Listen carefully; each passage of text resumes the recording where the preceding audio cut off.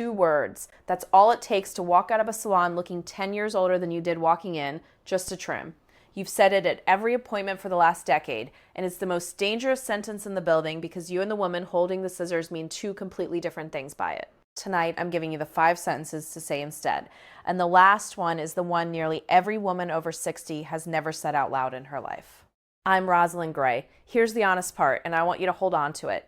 If you've ever walked out of a salon looking 10 years older, that was never your fault. Nobody ever taught you what to actually ask for. I spent 35 years behind the chair, and I watched women guess wrong in both directions every single week. So tonight, I'm going to teach you to see it for yourself in your own mirror before anyone picks up the scissors. 5 sentences. We count down. Number 1 is the one you're least likely to have ever said. Number 5, I want it to end at my collarbone, not shoulder length. Not about here with your hand hovering somewhere near your neck. A bone. A part of your body that doesn't move, doesn't shrink, and doesn't mean something different to her than it does to you. Here's why this one matters more than any other word in the conversation. Length words are guesses. Medium is a guess. A couple of inches is a guess. I've had women hold up 2 fingers to show me an inch, and I've watched other stylists take 3. There's a hairdresser I admire who says an inch is an inch, but a few inches in the real world can turn into a foot.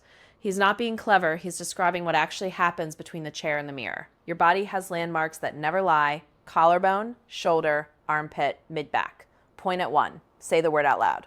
And here's the part that makes it urgent. Hair grows about ½ an inch a month, 6 inches in a year.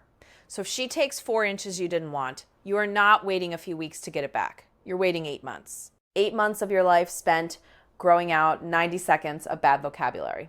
That's the real price of just a trim. And nobody ever puts it that way. Now, a woman came to me years ago, Marjorie, and she'd asked her last stylist for a little off. She got a chin-length bob. She sat in my chair and told me she'd stopped going to her book club, not because of the bob, because she didn't feel like herself for most of a year, and there was nothing either of us could do to speed that up. Do this now. Put 1 finger on your collarbone, then look at where your hair actually ends. That gap, that's the number you've been leaving up to someone else to invent.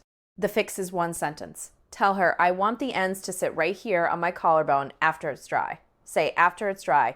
That half of the sentence is doing as much work as the first half, and I'll show you why. At number 3. That's the length settled. But length isn't what ages you. The line where it ends is in number 4 is about a line most women never think to describe. Everything I just told you about the collarbone, that's 1 page of what I finally wrote down. For years, women left my chair asked me to put it on paper. Which cut for a soft jaw, what to say when your hair's gone fine on top. The exact words so I don't get the granny cut again. So I did.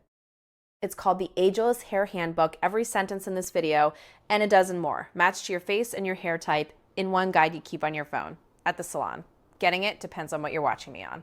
If you're on the television right now, there's a small square code on your screen, point your phone camera at it, and it'll open. On a phone or tablet, it's the first link right underneath this video. And if you'd rather just type it in yourself, go to rosalindgray.com. That's rosalindgray.com. Now back to the countdown. Number 4, keep the weight, but I want movement through the middle. That's a mouthful, so let me tell you what it prevents. Here's the picture. A bob cut all 1 length, part edge, the ends sitting in a straight line across the jaw. It looks tidy in the salon. Then you get home, and there's a horizontal line running across the softest part of your face, pointing straight at it. A hard edge next to a soft jaw doesn't hide the jaw, it measures it.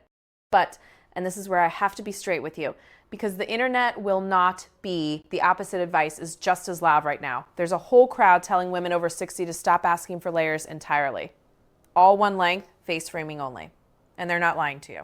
On fine hair, a clean, blunt edge genuinely reads thicker because every strand arrives at the bottom together instead of trailing off. Both camps say they've got the universal rule. They can't both be right, and neither of them has ever seen your head. So stop asking which one is correct and start asking what your hair does.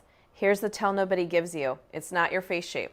I know every chart says otherwise. Most faces fit 2 or 3 of those categories depending on which way you turn, and the thing that actually decides how a cut falls is your texture, your density, and which way your hair already wants to grow. Do this now. Take a section from the top of your head, hold it straight out, and let it go. Watch it. If it drops flat and heavy against your head, you want the weight left in and the movement kept small. If it separates and stays where it lands, you can carry layers, and going blunt will make it sit like a helmet. The sentence for the stylist is, keep the weight at the bottom, but take some out through the middle so it moves. Then let her tell you if your hair disagrees. A good one will. That's the shape. But there's something that happens before she takes a single section, and it's why so many curly women leave in tears. Number 3, please cut it dry. Or at the very least, dry me first and check it before I leave. Here's what happens in that chair. She sprays you down, combs you out, and every hair on your head goes to its full stretched length. Water is control. When hair is wet, it lies down and stays exactly where she puts it. That's not a flaw. For a blunt bob on fine straight hair, wet is the only way to get an edge that clean. Now put a curly head under that same spray bottle. Wet, your curls are pulled out long and straight. She cuts to the line you asked for. It dries, every curl springs back up, and you are looking at hair 2 inches shorter than the length you said out loud. Nobody lied. Nobody was careless. The water did it. I've had women sit down in my chair furious at a stylist who did nothing wrong, and it's a horrible thing to have to explain because the explanation doesn't give them their 2 inches back. And this is where the wave gets missed too. Not every woman with movement in her hair calls herself curly. If your hair dries with a bend in it, a wave you flatten with a brush, every morning you're in the same trap. Wet, that bend disappears. Dry, it comes back and takes an inch with it. Do this now. Wash your hair tonight and don't touch it. Let it dry on its own. No brush, no dryer. Look at where it sits. Then wet a piece of it and pull it straight. The difference between those two lengths is exactly what your stylist is guessing at every time she picks up that spray bottle. The sentence is, my hair shrinks about this much when it dries, so cut it dry or leave it long and finish it after. Bring 3 to 5 photos with you, 2. Not 1. 1 photo is a wish. Several show her the pattern you're pointing at. That's the how. Number 2 is about the 2 words she says that end the conversation before it starts. Number 2, I'd rather show you than tell you. Let me tell you what you're up against. She's not being lazy. She's been trained, and the training says ask, listen, agree, cut. But the moment somebody's running behind, that whole thing collapses into a single sentence. Same as last time, and you nod. Because what else do you say? You're in the chair. She's already got a comb in her hand. I want you to understand what same as last time is actually asking. It's asking you to remember a haircut. Most stylists keep almost nothing written down about you. Not the last length, not what you said, not what you hated. So same as last time is 2 people trying to recall the same event from opposite chairs. And whichever way she remembers it is the way it gets cut. There's another thing about that word trim you should hear. Some stylists use the word dusting. It means taking only the split and broken ends and nothing else. Lovely word. But it isn't official. It isn't taught everywhere. And if she's never heard it, she'll do her own version of a trim and you'll be right back where you started. That's why the body landmark from number 5 beats every clever term in the book. Now, this one matters more than any sentence I've given you so far. And here's why. When you say, I'm not sure, she doesn't hear a question. She hears no. Half the time, I'm not sure means I don't know what that word means, or show me. It gets filed as a no, and the cut you might have loved is gone before you ever saw it. Do this now. Think back to your last appointment and find the moment you said something vague, a bit shorter. You know what I like. I'm not sure. Then look at your hair now. That's what vague turned into. So the sentence is, I'd rather show you than tell you. Can I hold this up while you cut? Photos in hand. Phone out of your bag before she picks up the scissors, not after. And that brings me to the last one. Number 1 is the sentence I promised you at the start, the one nearly every woman over 60 has never said in a salon in her life. Number 1, my hair has changed and I want a cut that suits what it's doing now. Say it in your own words, but say it. Here's why this is the big one. There is a script that runs the second a woman over a certain age sits down, and you felt it even if nobody's ever named it. Thinning to disguise, gray to manage, something safe. The whole appointment quietly turns into damage control, and nobody asks what you'd actually like to look like. I'm going to be straight with you the way I was with every woman in my chair. Half of that script is nonsense, and half of it is real, and pretending otherwise doesn't help you. Here's the real half. Your hair genuinely does change, and it doesn't change the way people assume. Each individual strand gets thicker until about 40-45. Then it starts getting finer, and how many hairs you've got peaks in your 20s and drops off from there, faster as the years go by. That's why so many women notice something's off in their mid-40s, then notice it again in their late 50s and think something's suddenly gone wrong. Nothing's gone wrong. You just crossed the second step of a staircase you were already walking down. Your scalp changes too. It makes less of its own oil from about your 40s on, more so for women than for men. That's not a moisture problem to solve with a bottle. It's a texture your cut has to account for. The nonsense half is everything that gets built on top of that. That thinner hair needs hiding. That the goal is neat.